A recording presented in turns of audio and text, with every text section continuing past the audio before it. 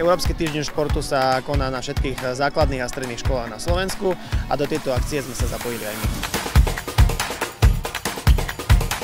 V prvých hodinách sme absolvovali akciu s predškolákmi, kde sme ich snažili sa nejakou zabavnou formou prinútiť, aby sa hýbali rôznymi zabavnými aktivitami. Mali sme nejakú opičiu dráhu, pracovali s loptou, na žinienke sa prevaľovali.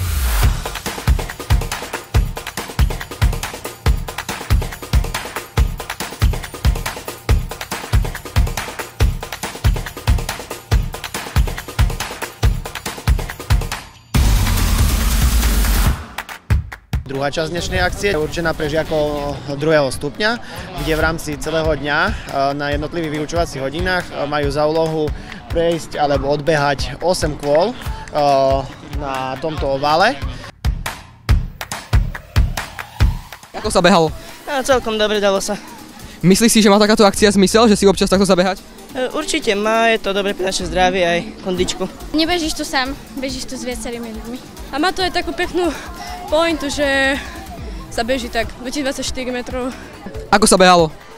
Bolo to super, konečne niečo pre naše zdravie. Myslím, že to bol dobrý nápad a nech sú tí šťastní, čo dobehli aj 10 kolečiek.